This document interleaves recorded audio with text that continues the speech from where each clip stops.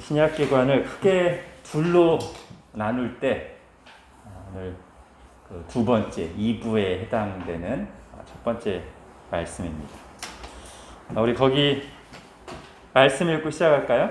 오늘 제목은 성령 강림과 교회의 시작, 그리고 부제로 예루살렘과 사도행전 1장 8절에 나오는 예루살렘과. 자, 말씀 읽겠습니다. 시작. 오직 성령이 너에게 임하시면 너희가 권능을 받고 예루살렘과 온 유대와 사마리아와 땅끝까지 이르러 내 증인이 되리라. 아멘. 1부는 이제 복음서고요. 그래서 제가 그동안 설명할 때 1부는 예수님 얘기, 오늘부터 사도행전 시작된 오늘부터는 교회 이야기라고 했습니다. 이걸 이제 이런 얘기는 아닙니다. 예수님 얘기는 1부는 끝났고 이제부터는 예수님 얘기 아니고 교회 얘기가 그런 뜻이 아니죠. 여전히 예수님 얘기입니다. 예수님 얘기인데 지금까지는 예수님 얘기만 했다면 이제부터는 예수님 얘기하는 중에 교회 이야기도 많이 할 거다. 그렇게 보시는 게 아마 제일 좋을 것 같고요. 그걸 더 분명하게 하기 위해서 한번 이렇게 좀 도표로 정리하면 좋을 것 같아요. 지금까지는 1부는 복음서였고요. 자, 이거는 예수 그리스도 얘기인데 어디 계신? 땅에 계신 예수 그리스도 얘기였습니다. 즉 이렇게 붙여도 되겠죠? 성육신 하신. 지금까지는 이 얘기였어요. 1부가. 근데 이제 오늘부터 시작되는 2부는 어떻게 바뀌냐면 2부는 이제 사도행전부터 끝까지라고 할 수 있는데 여기 이렇게 됩니다.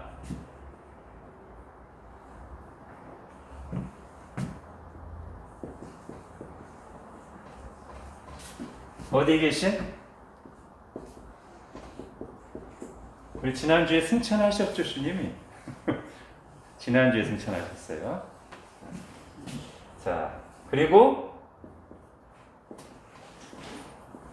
어디에 있는? 자, 오늘부터는 이런 얘기를 하는 거예요. 그러니까 아까도 말씀드린 것처럼 지금까지는 그냥 거의 예수님 얘기만 했습니다. 복음서에서는. 근데 오늘부터 어떤 사건이 일어남으로 인해서 교회 얘기도 할 거예요. 근데 예수님이 여전히 계세요. 앞에다 이렇게 붙이면 아마 더 좋겠죠? 머리이신 예수님, 그리고 그의 몸된 교회 얘기. 오늘부터 자, 이거를 좀 더 이해하기 편하게. 오늘 잘 안 되네요. 자, 오늘부터 이 얘기를 할 건데, 근데 이제 우리의 시선은, 그죠? 우리의 시선은 하늘을 잘 못 보기 때문에 우리한테 보이는 건 여기만 보여요. 그죠? 그런 것 저의 그 육신의 눈으로는 여기만 보이기 때문에 때로는 실망도 하고, 그죠? 비판도 하고 연약함을 보고 합니다. 그러나 이제 믿음의 눈으로, 그런데 지금 이 땅에 있는 그분의 몸된 교회를 실제로 통치하고 계시는, 부활 승천하셔서 하늘에서 모든 권, 하늘과 땅의 모든 권세를 가지고 교회를 주관하시고 다스리시고 인도하고 계시는 주님이 계시다. 이게 우리 믿음의 눈이에요. 그죠? 현실은 여기만 보이지만 사실은 예수님이 이 땅에 계실 때도 믿음의 눈이 아니면 예수님 어떻게 보여요? 우리 지난 주일날 예수님과의 만남, 그죠? 딱 눈으로 대면하고 직접 봤어도 믿음의 눈이 아니면 예수님을 이렇게 인식을 못 하잖아요. 그죠? 믿음의 눈으로 봐야만 이분이 지금 땅의 인간과 똑같은 모습을 하고 계시지만 하나님의 아들이시오, 그리스도시오, 그렇게 고백하고 그렇게 대할 수 있잖아요. 똑같아요. 지금 예수님이 육신의 눈으로 안 보이시지만 여전히 우리 믿음의 눈으로 보면 예수님이 이 교회를 통할하고 계십니다. 다스리고 계세요.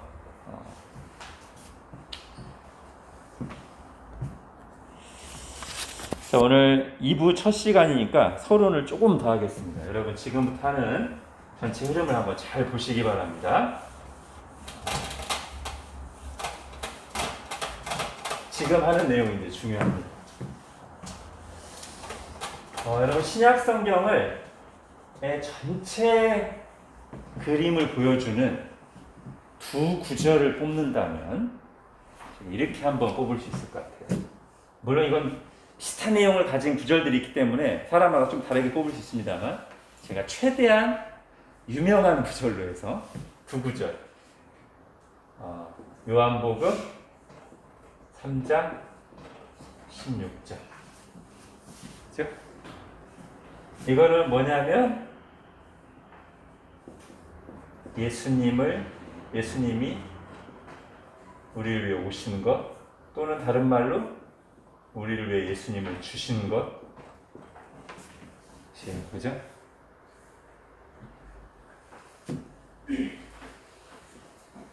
구원 사건이죠. 구원 사건인데 인간의 어떤 노력이나 그거 없이 완전히 하나님의 단독 플레이로 된 사건. 복음 사건이죠. 근데 만약에 신약 전체를 딱 성경의 주제에 맞게 하기 위해서 한 구절을 더 뽑는다면, 오늘 우리가 읽은, 물론 이것을 이 구절로 해도 크게 문제는 없어요. 근데 오늘은 이걸로 하는 게 더 좋을 것 같습니다. 왜냐하면 사도행전 이거랑 짝을 맞추려면 사도행전 1장 8절에서는 성령님 오시는 얘기를 하죠. 다른 말로 하면 성령님을 보내주십니다. 왜요? 이것도 마찬가지로 구원을 위해서죠. 이거를 적용시켜 주십니다. 요 두 가지를 통해서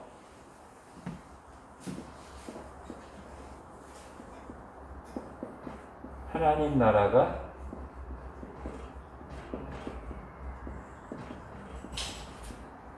성취됩니다. 자, 잘 보세요. 이것만 가지고 하나님 나라가 성취되지 않습니다.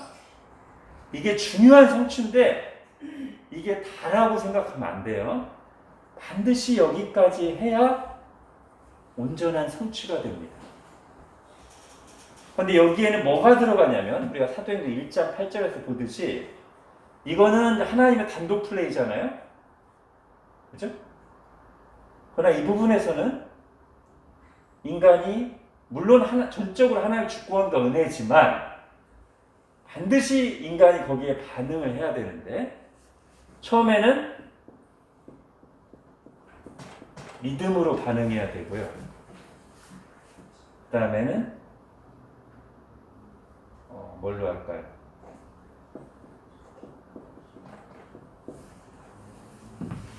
예수님을 전파하는 것. 그래서 사도행전 1장 8절이 뭡니까? 저 성령님이 오셔서 예루살렘과 온 유대와 사마리아와 땅 끝까지 복음이 쭉 퍼져나가서 거기에서 믿는 사람들이 생겨나는 것이 요거라는 거예요. 그렇게까지 돼야 하나님 나라 성취가 온전히 이루어진 거예요. 예수님이 오셨는데 만약에 이 일이 안 일어나면 구약 예언이 지금 성취된 게 아니에요. 다. 자, 다시 이걸 좀 더 큰 그림으로. 여긴 지금 신약이죠. 자, 구약에서 이 흐름을 잘 보여주는 핵심 구절 두 가지만 보겠습니다. 우선 창세기 1장 28절. 뭐죠? 생육하고 번성하여 충만, 정복, 다스리기. 이게 지금 죄가 들어오기 전에 하나님 나라가 이루어지는 방식이에요.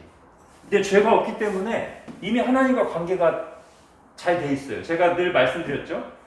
하나님 나라에서 제일 중요한 것 중에 하나가 하나님과의 관계예요. 하나님과의 관계가 잘 형성되어 있고, 그래서 하나님의 통치를 인간이 온전히 받아서 그 하나님의 뜻대로 펼쳐나갈 때 이게 하나님 나라예요. 이때는 그게 돼요. 죄가 없으니까. 죄 때문에 하나님과의 관계가 깨지지 않았기 때문에 이 상태 그대로 사람들이 점점 늘어나서 지구를 가득 채우고 지구 속에서 하나님 뜻대로 살아가면 그게 지구 전체 하나님 나라가 되는 거였어요. 근데 죄가 들어와서 몇 가지 중요한 사건이 지나간 뒤에 다시 한번 중요한, 다시 새롭게 하나님 나라 계획이 선포됩니다. 이게 어디죠? 이제 나오셔야 되는데, 지금까지 하셨으면 몇 가지 큰 굵직한 인류 전체에 일어난 사건이 지난 뒤에 다시 하나님이 새로운 하나님 나라 계획을 시작하시잖아요. 한 사람을 부르시면서, 그죠? 네, 아브라함을 부르시면서 하나님 나라를 계획을 다시 말씀하시고 시작하세요. 그러니까 요거는 이제 구약에서는 요 모든 것들이 하나님 나라 계획 내지는 예언이었어요. 근데 이 하나님 나라 계획과 예언에 다 뭐가 들어가 있냐면, 여기도 너에게 복을 주어, 맨 뒤에는 모든 족속이 복을 받는다고 되어 있습니다. 자, 생육하고 번성할 땅에 충만해야 돼요. 모든 족속이 복을 받아야 돼요. 이게 하나님 나라 계획이고 예언이었어요. 하나님의 뜻이었어요. 그러면 이게 성취된다는 것은 예수님만 오시면 와, 구약의 모든 예언이 성취됐습니다. 하나님의 계획이 다 성취됐습니다. 아니에요. 예수님이 오셔서 여기까지 가야 이 복음이 예루살렘과 온 유대와 사마리아 땅까지 가서 모든 민족 가운데 부르심을 받은 하나님의 백성들이 들어와야, 만민 구원이 이루어져야, 그래야 이 하나님 나라가 성취된 거예요. 그죠? 그러니까 여기까지 반드시 와야 돼요. 여기까지. 여기 내지는 여기까지 와야 돼요. 여기서 뭐라고 얘기해요? 너희는 모든 족속으로 가서 제자를 삼아. 요 얘기 하시는 거예요. 그죠? 땅 끝까지 가라. 예. 땅에 충만하라. 그 얘기 하시는 거예요. 그러니까 거기까지 돼야 성취된 거예요. 자, 그럼 우리가 여기서 이제 신약 성경을 바라보는 중요한 관점을 이제 가지고 있어야 돼요. 뭐냐면, 복음서만, 예? 복음서에서 예수님 오신 것까지만 성취, 이렇게 하면 안 된다고요. 신약 전체가 성취의 책이에요.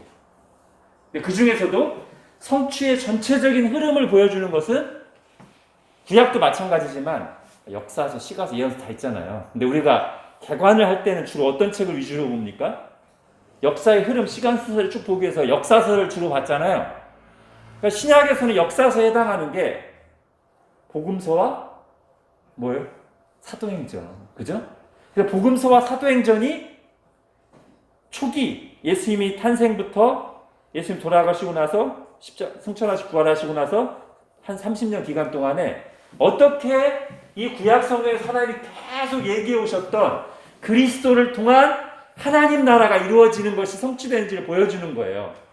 그것은 반드시 복음서에서 끝나는 게 아니라 사도행전에서 보여주는 것까지 가야, 그때까지 가야, 아, 이게 구약의 예언대로 정말 그리스도께서 오셔서 만민에게 복음이 전파되고 이제는 이스라엘이 아니라 모든 민족 가운데 구원받는 일이 일어나는 하나님 나라가 성취되는 거구나, 이렇게 아셨죠? 그러니까 오늘부터 이제 신약개관 2부를 볼 때 그런 마음을 가지고 이제 보셔야 돼요. 자, 크게 이거에 비해서 중요하지 않지만 오늘 여기 성령 얘기가 나오니까 요엘서도 있죠, 그죠? 요엘서. 이따 베드로가 얘기할 건데, 요엘서에 뭐라고 나오죠? 그 마지막 때가 되면, 말세가 되면 만민에게 나의 영을 부어주겠다. 네, 두 가지 중요한 게 나와요. 나의 영. 네? 성령님을 부어주신다 하고 절대 빼놓을 수 없는 또 한 가지가 이거예요. 만민의 성령님이 오실 때는 만민 구원 역사를 이루시러 오시는 거예요. 자, 이런 흐름을 가지고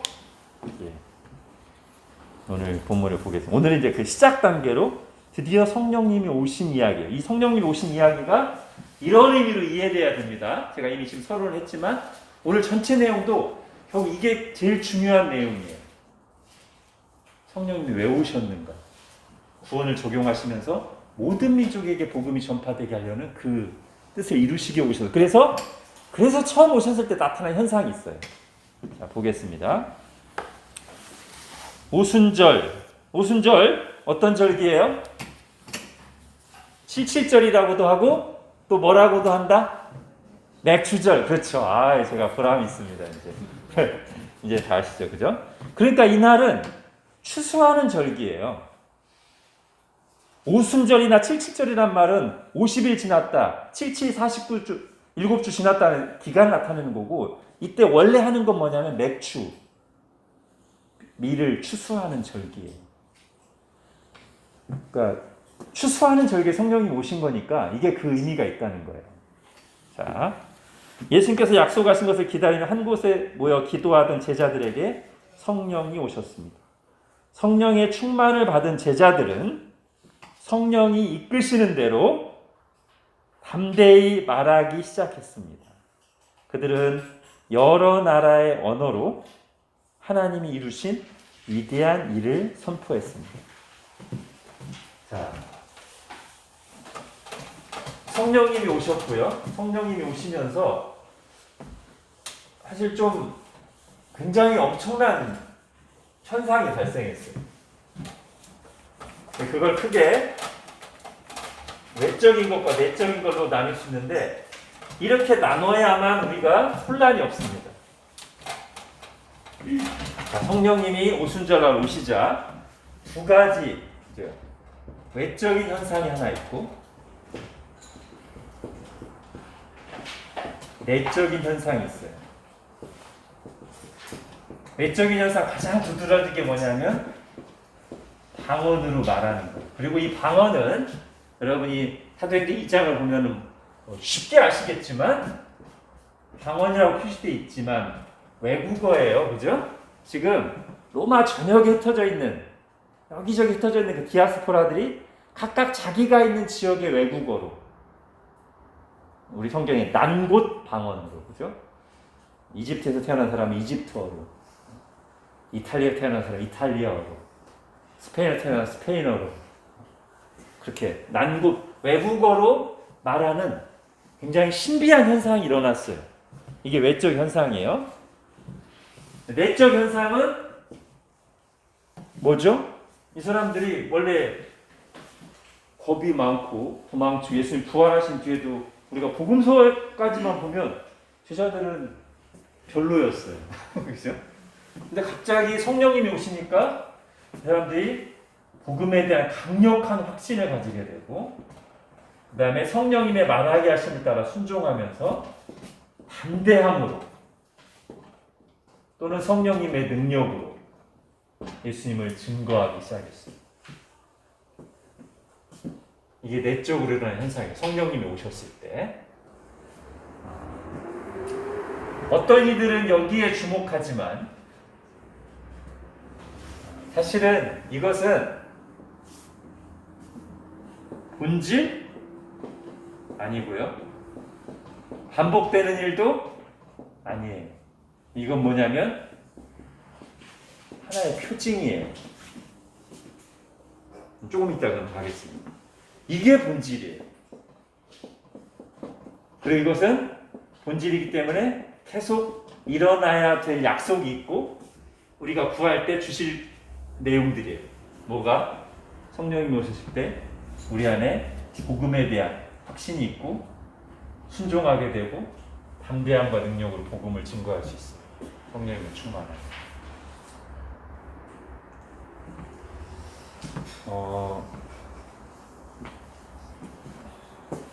이게 반복되는 게 아니기 때문에 그 표징인데 외국어. 아까 앞에서 제가 서론할 때 성령님이 오셔서 결국 이루고자 하시는 일이 만민 구원이기 때문에 그걸 보여주기 위한 표징이에요. 다른 게 아니에요.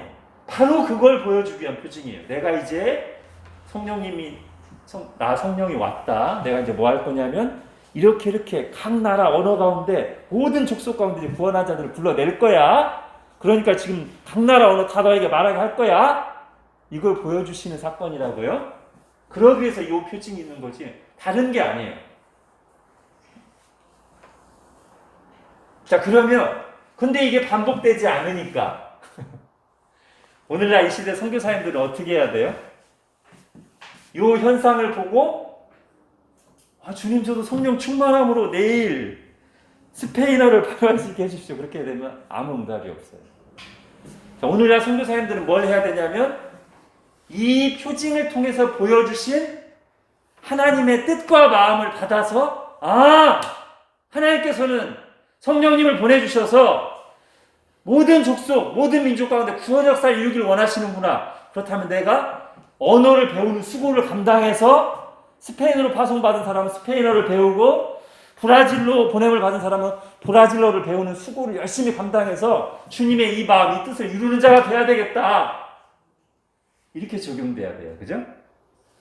갑자기 하나님의 능력으로 외국어를 하는 능력이 주어지는 걸 적용하는 게 아니라 이 표징을 보여주신 하나님의 뜻과 마음을 알아서 그렇구나. 하나님 이 민족도 구원하길 원하시는구나. 하나님 여기도 주원하길 원하시는구나. 나를 여기로 보내셨다면 수고스럽더라도 언어를 열심히 자기를 부인하고 자기 십자가를 좀 언어를 배워야 돼요. 주님의 마음. 그죠? 이걸 조금 더 확대하면 성령님으로 충만하다고 우리가 공부를 안 해도 되거나 전략 같은 게 필요 없어지거나 어떤 노력이나 수고나 계획을 안 세워도 되거나 아닙니다. 성령님으로 충만해도 그건 다 해야 돼요. 차이가 있다면 성령님으로 충만할 때는 그 모든 일을 이 일을 이루기 위해서 하는 거죠. 초점, 성령님으로 충만하면 그걸 안 하는 게 아니라 목적이 분명해지는 거예요. 내가 왜 공부해야 되고 내가 뭘 위해서 전략을 세우고 내가 뭘 위해서 준비하고 수고하는지가 분명해지고 그러면서 또 기도하면서 성령님이 인도하시고 따라가는 거지 그걸 다 면제되거나 안 해도 된다는 뜻이 아니에요. 그죠? 같이 갑니다. 바울도 굉장히 전략적이었어요. 그러다가 어쩔 때 강권적으로 주님의 인도하심을 받은 거지 매번 자기는 아무 계획 안 세우고 가만히 있는데 주님의 인도하심을 받은 그러진 않아요. 바울은 늘 계획이 있습니다. 대도시 중심에 거점 사역을 했어요. 계획을 세웠어요. 어쩔 땐 에베소로 나갈게, 어쩔 땐 갈라디아로 나갈게 다 계획을 세웠어요. 대부분 그 계획대로 됐어요. 그런데 한 번 굉장히 특이하게 에베소로 가려고 했는데 하나님이 계속 막으셔. 왜냐하면 이번만큼 하나님이 바울하고 뜻이 달라요. 하나님은 에게해를 건너서 마게도냐 지역에 가서 마게도냐와 아가야 지역, 고린도 이런 데를 먼저 선교하기를 원하셨어요. 그죠?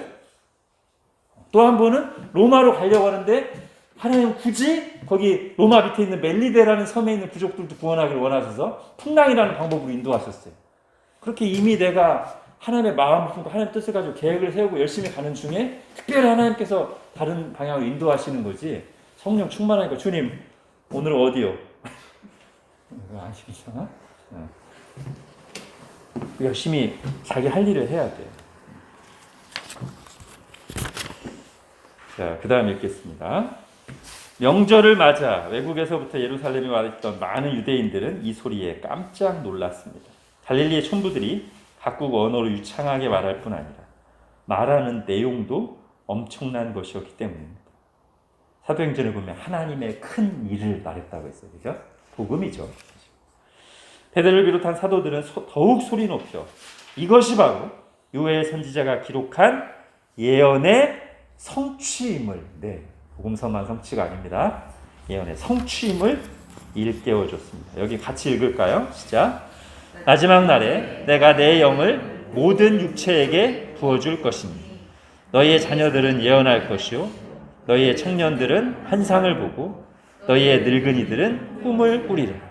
그때 내가 내 영을 내 남종과 여종들에게 부어주리니 누구든지 주의 이름을 부르는 자는 구원을 받으리라.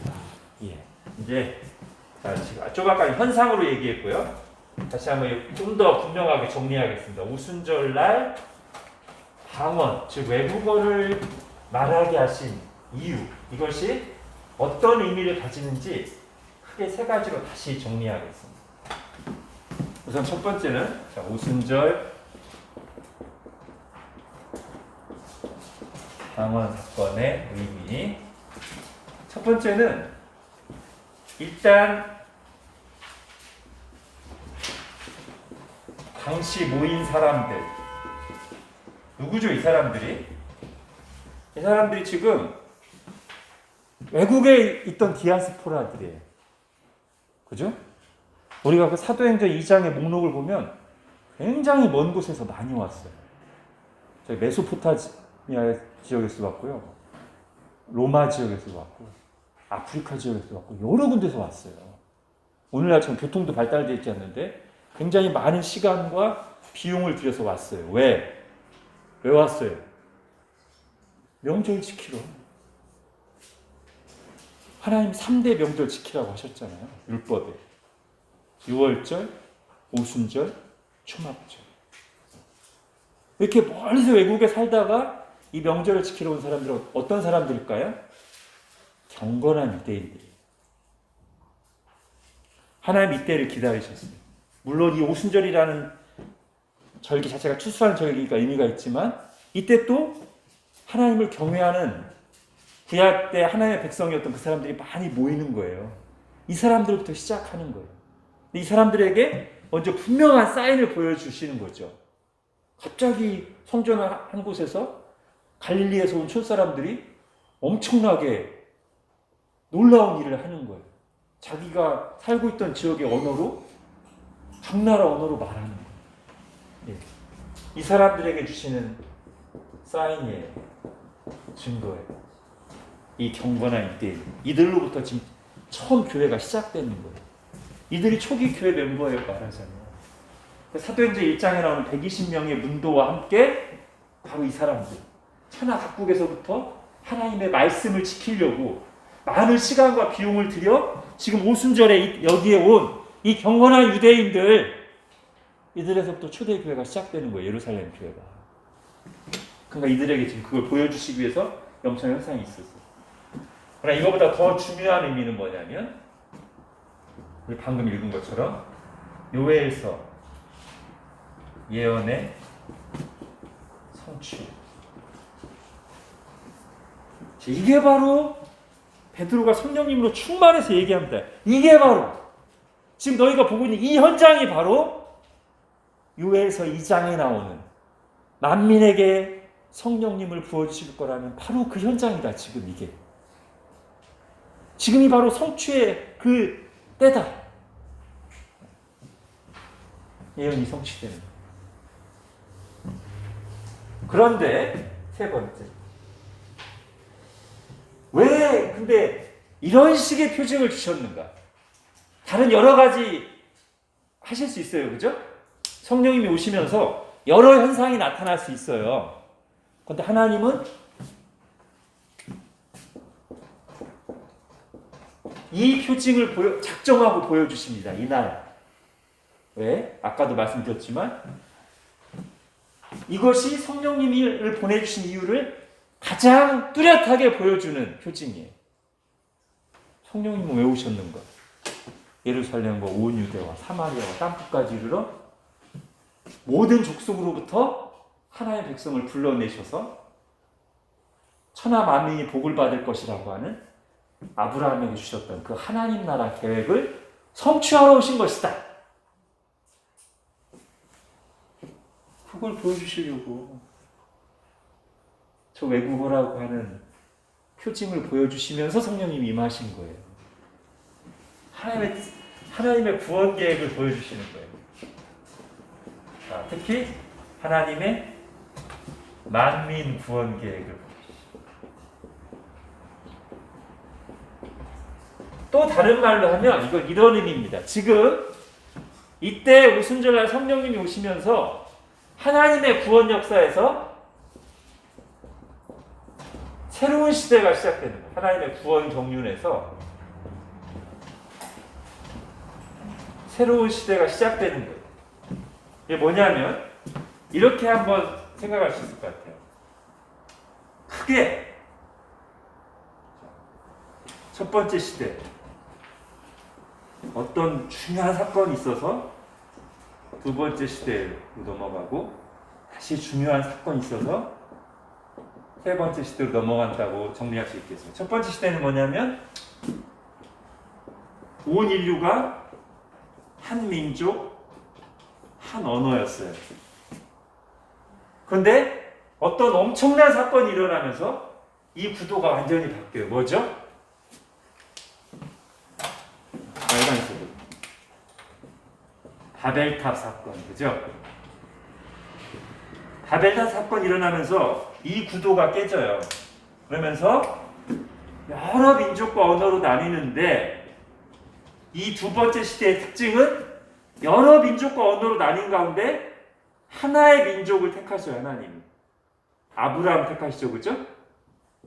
이스라엘 택하시죠. 이게 두 번째 시대의 특징이에요. 여러 민족으로 나뉘어 놓으시고 나서 그 중에서 하나의 민족을 택하셔서 그들을 중심으로 구원의 역사를 이루어 가세요. 저 시대에. 물론 이때도 할례를 받고 이스라엘로 들어오면 다른 민족들도 구원받을 수 있었어요. 그러나 큰 틀에서는 이 방식이 진행됐어요. 그러다가 이 시대가 오래 지속되다가 세 번째 시대가 오는 거예요. 그걸 가져오는 게 뭡니까? 지금 요거예요. 오순절 성령 강림.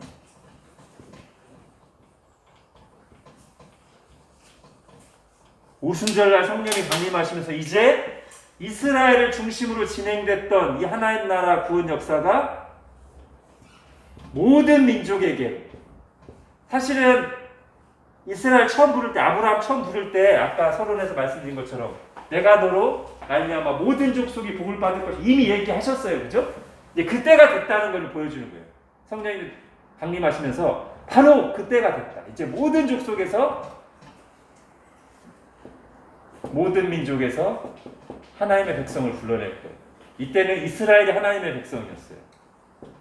그러나 이제는 오순절 성령 강림이 오시고 나서는 모든 민족 가운데서 하나님의 백성을 불러내는데, 그들이 누구? 교회. 그래서 2부부터는 교회 얘기한다고 했죠. 그죠? 예수님 얘기하지만 교회 얘기한다고 했잖아요. 이렇게 되는 거예요. 성령님이 강림하시면서 비로소 신약 교회가 출범해요.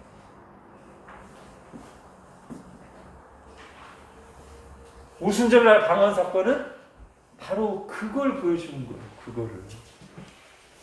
만민을 구원하시겠다는, 모든 민족을 구원하시겠다는 하나님의 뜻과 마음을, 그리고 내가 예전부터 예언해왔던, 아브라함을 부를 때부터 계획하고 예언해왔던 그 뜻을 지금 이제 이루려고 하신다는 것을 보여주는 것이 바로 이 오순절날 방언 사건의 의미라는 거예요.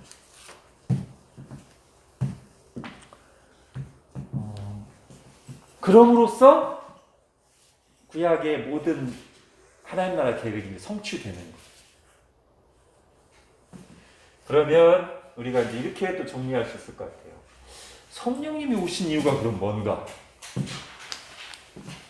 여러분, 성령님이 오신 이유 아주 간단하게 이렇게 정리하면 될 것 같아요. 첫 번째, 예수님 믿게 하시려고. 그죠? 성령으로 아니하고는 누구도 예수를 주시라 할 수 없느니라. 고린도전서 12장, 그죠? 요한복음 3장, 성령으로 태어나지 않고는, 물과 성령으로 나지 않고는 하나님 나라 들어갈 수 없느니라. 예. 성령님이 오신 이유?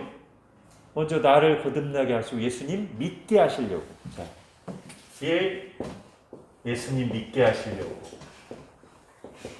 성령이 오신 이유. 두 번째, 사도행전 1장 8절에 보니까, 그리고 지금까지 설명한 내용 보니까 오순절에 성령님이 왜 오셨어요? 예수님이 오순절에 성령님 오실 걸 말씀하시면서, 자, 성령님을 내가 너한테 보낼 것이니 그가 오시면 너희가 예루살렘과 온 유다 사마리아 땅끝까지 이르러 내 증인이 되리라 했고, 실제로 성령님이 오실 때 현상을 보니까 각 나라의 민족의 외국어로 말하는 현상을 보여주심으로써 성령님이 오신 이유는 모든 민족을 구원하시려고 그 뜻을 이루려고 오셨구나를 분명히 보여주셨어요. 그죠? 그렇다면 성령님이 오신 이유 두 번째, 예수님 전하게. 그래서 이 두 가지 합쳐져서 그렇게 하나님 나라 성취하시려고 성령님이 오셨어요. 자, 우리 아까 앞에 찬양할 때 성령이 오셨네 하고 마지막에 우리 인생 가운데 친히 찾아오셔서 그 나라 꿈꾸게 하시네. 정말 찬양 잘 지은 것 같아요. 성령님이 오신 이유는 하나님 나라 성취하러 오신 거예요. 우리 하나님 나라 들어가게 하시려고 오셨고요. 우리를 주님의 증인으로 사용하셔서 모든 민족 가운데 이 구원의 복음을 전하고 모든 민족 가운데 이 복음이 투로 퍼져서 하나님의 백성이 일어나서 하나님 나라가 이루어집니다. 여러분 요에서 다시 한번 보세요. 그래서 이렇게 성령님을 받은 사람들은 너희 청년들은 환상을 보고 너희 늙은이들은 꿈을 꾸리라. 어떤 꿈? 그 나라 꿈꾸게 하시네. 네. 성령님을 받은 사람들은 하나님의 꿈을 꾸는 사람들이 돼야 돼. 그게 성경이 우리에게 말하는 거예요. 먹고 사는 문제, 그냥 내 세상 잔재미에 시간과 내 에너지가 다 빼앗기면서 살다가 나중에 하나님 앞에서 뭐 하다 왔냐 이런 게 아니고, 성령님이 오시면 너희 청년들은 환상을 보고, 어떤 환상? 그냥 아무 의미 없는 신비한 환상 말하는 게 아니라 하나님의 환상, 만민 구원의 환상, 하나님 나라의 환상. 너희 늙은이들은 꿈을 꾸리라. 하나님 나라 꿈. 모든 민족들이 구원받고 하나님을 예배하고 찬양하는 꿈.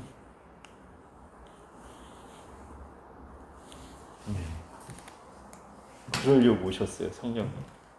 나머지 모든 성경이 말하는 그 풍성한 내용, 성령을 통해서 얻는 유익들은 여기에 이 두 가지에 포함되거나 따라오는 거예요.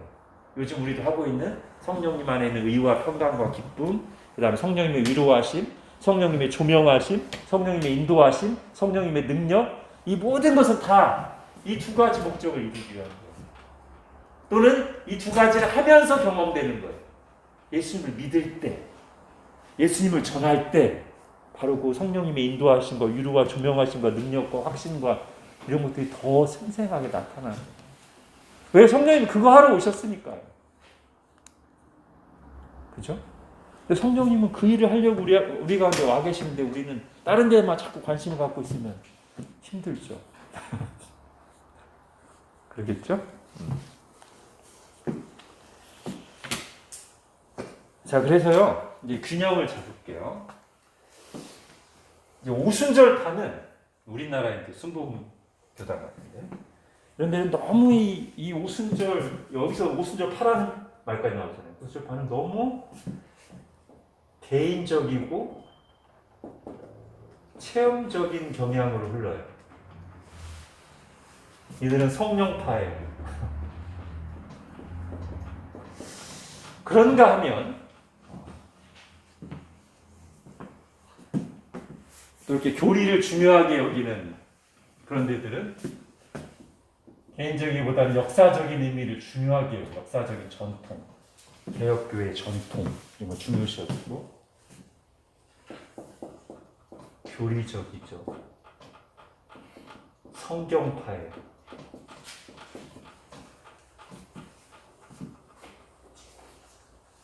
근데 이게 분리되면 안 돼요, 그죠? 이게 다 있어야죠, 우리에게. 다. 그래야 온전한 신자고 성경적인 교회죠. 이게 다 있어요. 개인적으로 나의 구주로 깊이 주님을 알고 믿는 확실하게 체험적인 신앙이 있어야 되고, 그러면서 이 오순절날 방언이 일어난 이곳을 하나님의 구속 역사 가운데서 새로운 시대가 열렸음을 알리는 그때만 있었던 특별한 사건으로 이해하는 그런 역사적인 안목이 있어야 되고요. 교리적인 정리가 돼 있어야 되죠. 그러면서 또 성령님의 충만함을 사모하고 구하고 실제로 성령님의 충만함을 경험하는 그런 사람이 돼야 되죠. 그죠? 그래야 정말 성경적이고 건강한 시대. 어느 한쪽을 치우치면 안 돼요. 우리에게는 성경과 성령님이 다 필요합니다. 그죠? 어느 한쪽도 절대 포기할 수 없어요.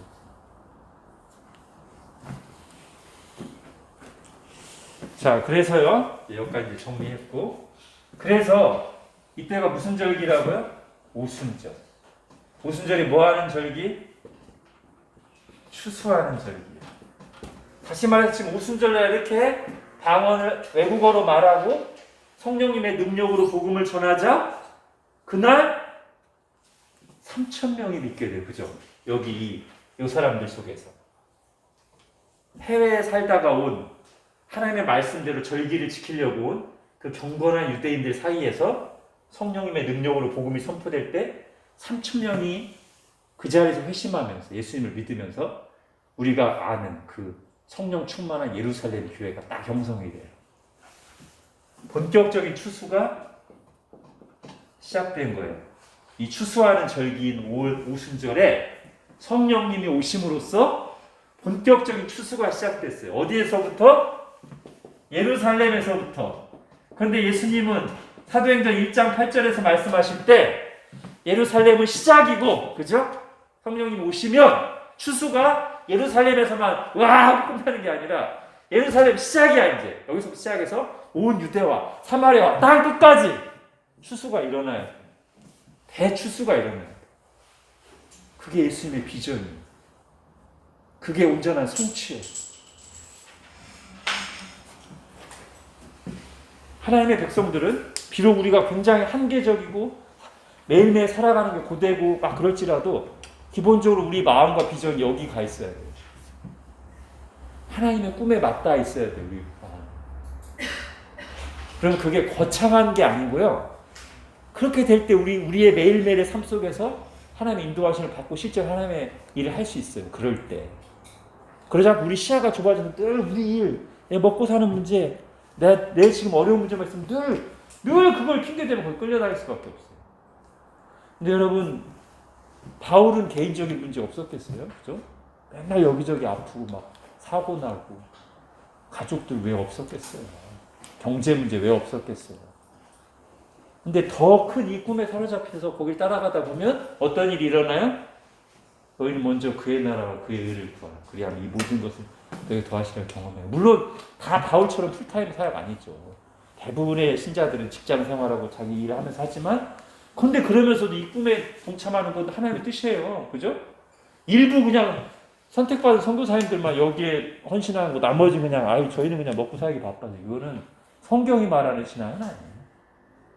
예루살렘 교인들이 안 그랬어요. 그죠? 예루살렘 교인들 중에 다음 시간에 하겠지만 밖에 일어나서 막 외국으로 도망치는 중에도 전도해가지고 교회 생기고 하잖아요. 그죠? 그럴 때 살아있어요. 얘는.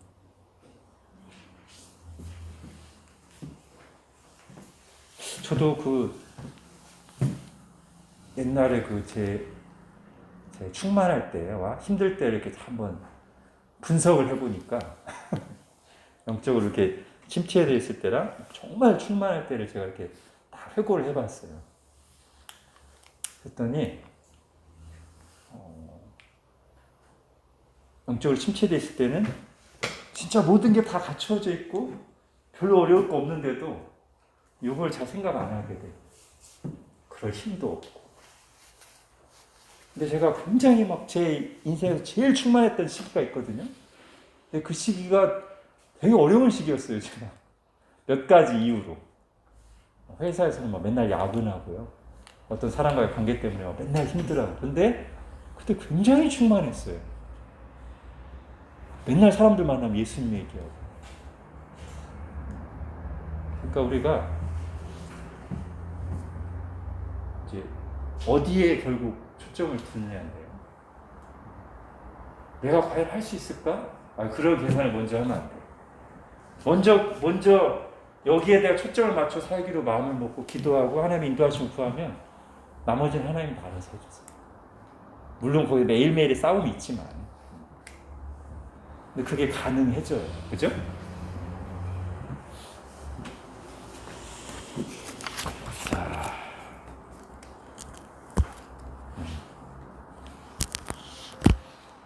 자, 그 다음 이제 빠르게 읽어가겠습니다. 사도들을 통해 기적이 일어났습니다. 나면서부터 걷지 못하던 사람이 예수 그리스도의 이름으로 일어나 걸었습니다. 이 기적으로 몰려든 사람들이 베드로가 전하는 복음을 듣고 믿게 되었습니다. 남자 어른만 5,000명이 되는 큰 무리였습니다. 여기 딱 이제 읽으면 뭔가가 떠오르죠. 예수님이 빈 들판에서 떡 5개와 물고기 2마리를 가지고 5,000명을 배불리 먹이셨던 기적이 이제는 사도들이 복음을 선포하는 현장에서 구원의 열매로 나타나고 있었습니다. 이걸 보여주는 사인이었어요. 그죠? 5,000명 먹이신 사건이. 그래서 5,000명을 먹이시기 전에 예수께서 제자들에게 중요한 말씀 한마디 하시는데 그게 뭐였죠? 너희가 먹을 것을 주라. 예수님 그때 이미 이걸 염두에 두셨어요. 니들이 나중에 나 부활 승천하고 나면 너희들이 복음의 말씀으로 이 많은 무리들을 먹여야 될 사람들인데 왜 그렇게 목자의 심정이 없어? 왜 그렇게 하나님의 마음이 없어? 왜 너희들 불편하다고 보내려고만 해? 너희가 먹을 것을 주라! 이렇게 그때 이미 말씀하셨어요. 제자들은 우리가 어떻게 해요? 아무것도 없는데. 일단 너희들한테 있는 거 가져와. 떡 5개 물고 도시락 하나밖에 없어.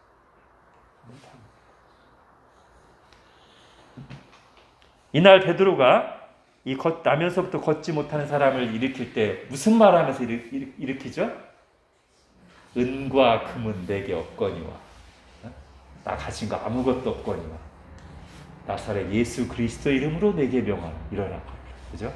이게 지금 이 사건하고 오병의 사건이 굉장히 밀접하게 연결돼 있어요.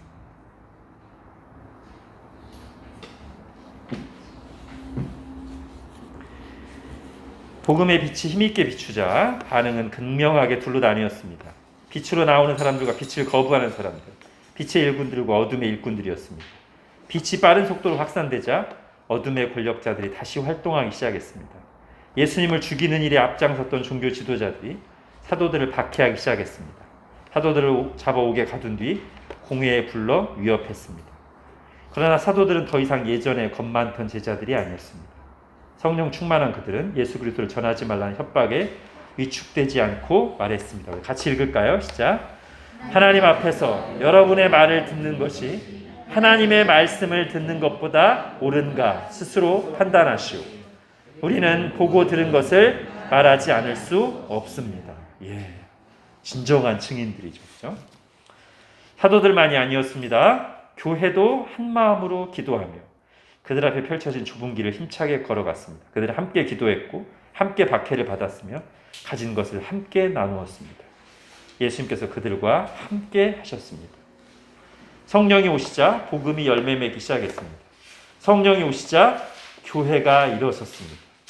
성령이 오시자 연약하고 겁 많던 사람들이 담대한 증인이 되었습니다.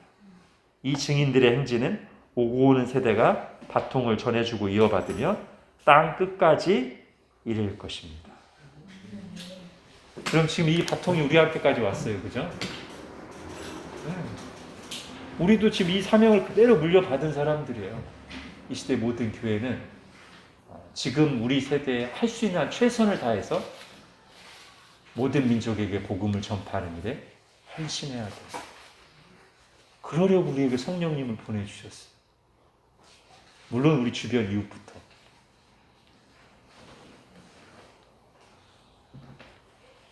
자, 성령님 없이는 교회는 없습니다. 처음 시작부터 성령님이 오셔서 예루살렘 교회가 시작됐어요. 성령님 없이는 증인으로 살 수 없습니다. 성령님 없이는 선교와 영적 전쟁을 할 수 없습니다. 그러니 우리가 성령 충만을 진정으로 사모하고 구해야 되지 않겠어요? 그죠? 하나님 나라를 꿈꾸게 하시는 성령, 예수님의 증인 되게 하시는 성령님, 의와 평화와 기쁨을 실제로 맛보게 하시는 성령님, 죄와 세상의 권세와 싸워 이기게 하시는 성령님, 예수님을 더 잘 알고 닮게 하시는 성령님. 우린 정말 성령 충만함을 늘 구해야 돼요. 주님께서 우리에게 약속하셨어요. 구하는 자에게 성령을 주시지 않겠느냐. 명령도 하셨어요. 술 취하지 말라. 이는 방탕한 것이니 오직 성령의 충만함을 받으라. 명령과 약속을 다 주셨어요. 모든 신자들에게 성령님 충만해야 돼요. 그럼 우리가 예전에 공부했던 존 스토트 사도행전 강해에서 존 스토트가 이렇게 말합니다. 성령의 영감은 사도들에게만 주어졌지만 성령의 충만은 우리 모두를 위한 것이다. 아멘.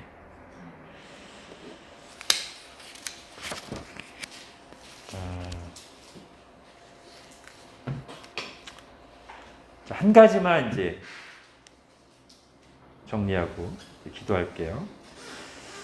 그래서 이 사도행전은 오늘 누누이 말씀드린 것처럼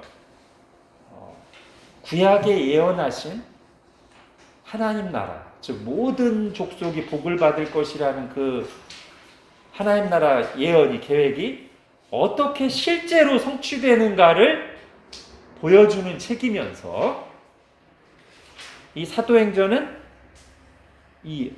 그 어디보다도 성령 충만한 역동적인 교회의 모델, 참 교회 모델을 아주 생생하게 보여주는 책이에요. 사실 우리가 가끔씩 초대교회 돌아가자고 할 때 우리가 보통 사도행전에 나오는 교회를 보고 그런 얘기 하는 거예요. 그죠? 그게 맞는 거예요. 저는 요즘에는 이제 이런 용어를 쓰려고 그래요. 선교적 개혁교회. 그의 비전이 됐어요.